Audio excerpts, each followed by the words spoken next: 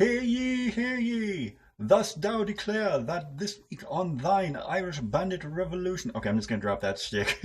This week on Irish Bandit Revolution, we're going to be taking a look at the latest offering from Matt Groening, the creator behind The Simpsons and Futurama, as we look at his brand new Netflix series entitled Disenchantment. Irish Bandit Revolution begins now.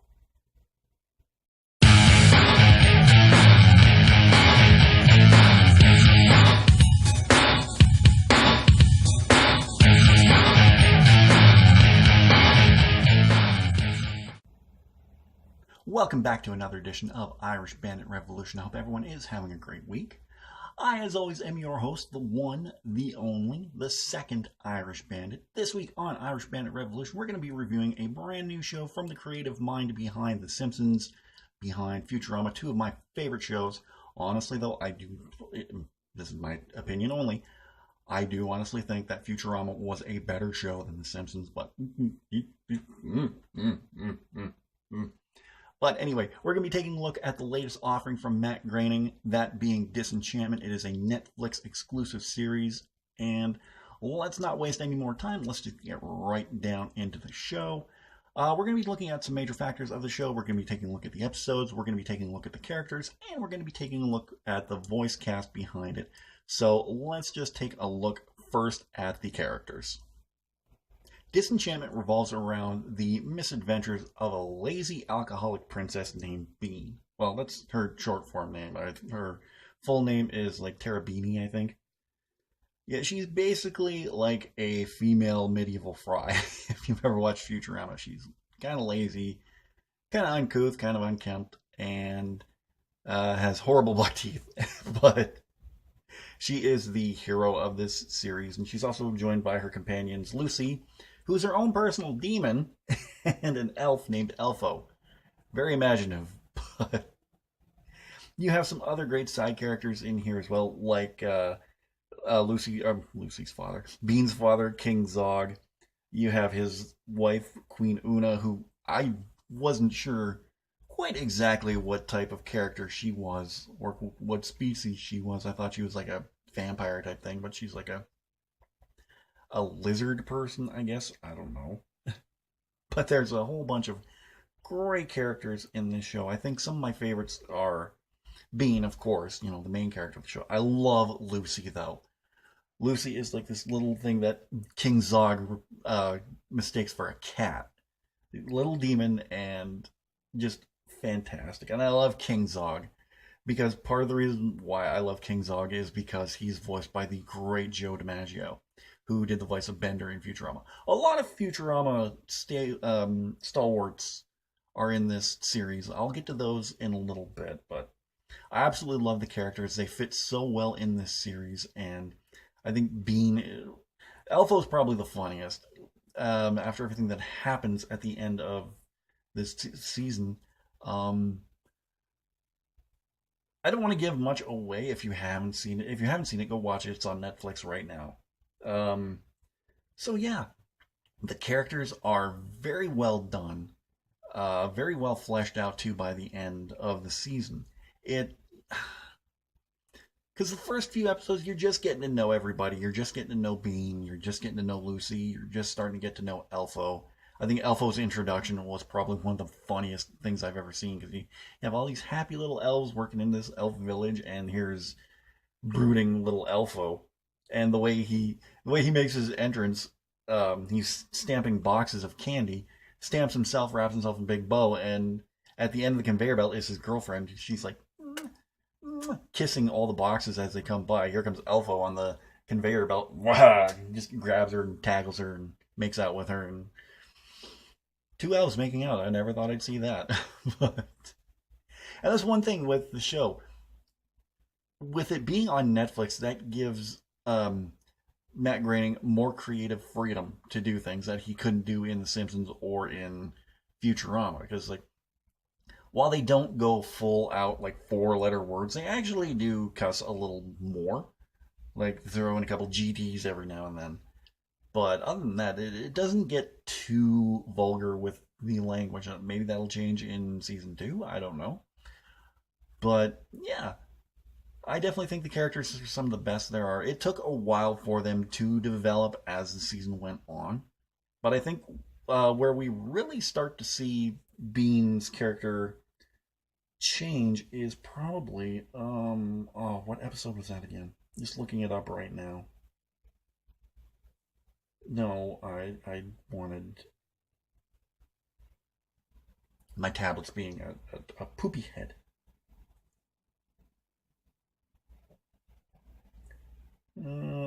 Swamp and Circumstances. That's the episode. I think that's where we finally see Bean's character develop from that point on. So, yeah, I think the characters are really great in this episode, in this series so far. As time goes on and series goes on, we're going to see them develop even more. So let's talk about the cast actually.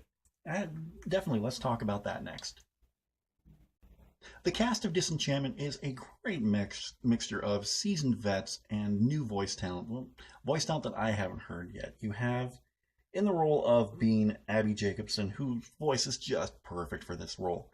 She has just brought a whole lot to this, whether being vulnerable when she needs to be, tough when she needs to be. She's just been so good as the voice of Bean. You have Nate Faxon as the voice of Elfo, who, again, cute when he needs to be and can just be, has this air of naivete in his voice that Elfo has. And he really brings a lot into that role. Eric Andre as Lucy. He's just the perfect, little voice in your ear that's telling you to do all the bad stuff. And it's like a slick car salesman in a way with his voice.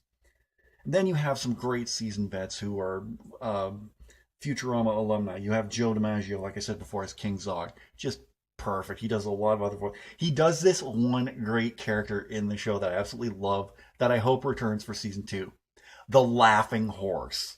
That if you've ever heard Joe DiMaggio laugh, you'll know why that's so great. He just has this infectious, wonderful laughter that just, warms your heart and soul whenever he laughs. I can't say enough good things about the man. I met him in person, and he's fantastic. You have another Futurama alumni, Billy West, who did the voice of Fry, Zap Brannigan, Professor Farnsworth. He does a lot of voices, including the Sorcerer, Sorcero, I think that's his name. Yeah, Sorcero. He does the Sorcerer for King Zog, and he's just wonderful. And I just insanely senile, but also, kind of knowing what he's doing. You have Tress McNally does the voice of Queen Una. Tress is just a treasure, just a wonderful voice actress who's been around for a long time, like even back to the Animaniac days. And she did quite a few voices on Futurama as well, including the voice of Mom. You have Maurice LaMarche, another guy who I've had the honor of meeting, as Odval. I think he was the royal vizier, I guess. But yeah, Maurice LaMarche, just wonderful, wonderful, wonderful. David Herman is also in it as the Herald. He did, and his voice is just perfect for that because David Herman is just a wonderful voice actor in his own right, doing a lot of stuff. So yes, the cast on this is perfect, and I love everybody in this. I've met 3 people in this cast, and they're all wonderful. To be honest, truth with you, John DiMaggio, Billy West, Maurice LaMarche, all wonderful and such wonderful additions to this show. And I think this, like I said, this is one of the best voice casts that I've ever seen. Everybody just hits their marks perfectly and just brings something to the role that they play, no matter which role they play. Because you have, quite a few people doing a lot of roles. Like I know Maurice LaMarche, he does a couple voices in the show. It doesn't say here, but either way. He does quite a few voices, along with Billy West. Again, he does a lot of voices, much like he did in Futurama, and just wonderful in every aspect. So, yeah, the cast gets top marks from me. So now, finally, let's talk about the episodes themselves. I think the pilot episode has one of the greatest titles I've ever heard: a princess, an elf, and a demon walk into a bar. It's the beginning of a joke, and that's basically the premise of the series. A princess, an elf, and a demon walk into a bar. So the first few episodes, I kind of felt were a little. I don't want to say lackluster, but there wasn't really much to them. It wasn't, like I said, until Swamp and Circumstances that Bean's character developed. And then The Limits of Immortality is when things really started to pick up for the series. Like in that one, just brief description. When Elfo is kidnapped, Bean, Lucy, Sorcerer, and the Knights search for him, along with Magical Pendant needed to complete the Immortality Potion. I think that's the one where the Laughing Horse came in. To Thine Own Elf Be True, and then Dreamland Falls, were those last 3 episodes of the season were just everything started to pick up from there, and then you saw this underlying story arc begin. Like, it's a shame that it started like so late in the season, but from where it goes from there, going on to season 2, I think we're gonna see the show actually get better. So the first few episodes, I don't want to say they're skippable because they are integral. That's the word I'm looking for. I'm making up new words as I go. Because we see how Bean starts out being just this lazy slob of a princess. But as time goes on, because again, I don't want to get too much into the story because you have to watch it. You have to see for yourself what goes on, and Zog's wanting to get this immortality potion for actually quite noble reasons, honestly. So yeah, the story arc really starts to pick up by The Limits of Immortality, and then the season finale, Dreamland Falls, is just fantastic. I think that's probably the best episode of the entire season at that point. So it's definitely worth a watch. So my final thoughts on Disenchantment are, it started out slow, but it really picked up by the last 3 or 4 episodes. And I'm glad that I watched it. It's a fun series, funny series. There are just so many sight gags and things that'll just make you laugh out loud, be it something Zog says, something Bean does, be it the laughing horse, which I absolutely love. But there's stuff in there to make you laugh. By the end of the series, you're going to be invested by what goes on, and you're going to want to know what happens next, which is where I am at right now. I cannot wait for season 2 to come out because the last episode was just so good. They mixed humor with drama and action and did it very well. I really think that Matt Groening has another hit on his hands. I think this one is going to be really a really good centerpiece for him. It may not reach the level of The Simpsons.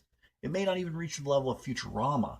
But I think this one stands alone on its own 2 feet and has a great premise behind it. Wonderful characters, likable characters. Characters you're going to question their motives, but I think all in all, you're going to love the characters of this show, and you're going to love the show overall. I definitely give it big thumbs up on my end, and I do recommend, not high recommend, but I do recommend you watch it. If you like good humor, toilet humor sometimes, drug humor, but if you like good humor, I definitely suggest watching Disenchantment. It's a fun series, and I like it a lot. Well, that about wraps it up for this episode. I hope you guys enjoyed it. If you did, don't forget to hit that like button. I'd really appreciate that. Let me know in the comments section down below what you thought of Disenchantment. I read all the comments, and I'd really love to hear your opinion on this show. Don't forget to share this video anywhere you can on all the social media outlet suspects, Twitter, Facebook, whichever. Over my shoulder right here, you're going to see a link to last week's episode where I'm talking about mine and Rider Pride 639's trip to Edmonton to go to Beercade for the Twitch stream Edmonton meetup. Had a really fun time, and if you're ever in Edmonton, go visit Barcade. It has the Irish Bandit seal of approval. In the description down below, you're going to see a link to my Redbubble store. We can pick up all your Irish Bandit merchandise. We have t-shirts, we have tank tops, ladies racerbacks, leggings, We have phone cases for iPhone and Samsung. We have iPad cases. We have travel mugs, coffee mugs, whatever your heart's desire. Get your last minute Christmas shopping done at the Irish Bandit shop. If you're new to the channel, don't forget to subscribe. And if you're already subscribed, tap that bell and you'll be notified whenever I go live with a new video or whenever I go live with a live episode, which will be the season finale. But we'll get into that in due time. Next week, Very Bandit Christmas returns with Very Bandit Christmas 4. I'm going to be settling the age-old debate, which one do you like more? National Lampoon's Christmas Vacation or Christmas Story? I'll get my opinions of that next week. And if you follow me on social media, on Facebook and Twitter, you will see that I did a poll asking your opinions. I'm going to get to some of those next week as well, so look forward to that. Quick programming note for you as well. In 2 weeks will be the 2018 year in review. That will not be on the 25th, seeing how Tuesday the 25th is Christmas Day. That's going to be later on in the week, probably that coming Thursday, and then the next week for my 5 all-time favorite episodes of Star Trek The Next Generation. That's going to be January 2nd. So little change, but nothing too big. And then we're back with the season finale, live season finale, the very next Tuesday. So things will be back to order in short time. All right, guys. Well, thank you for joining me for this episode of Irish Bandit Revolution. I will talk to you again next week. I'm the Bandit, and I'm out of here. Take care.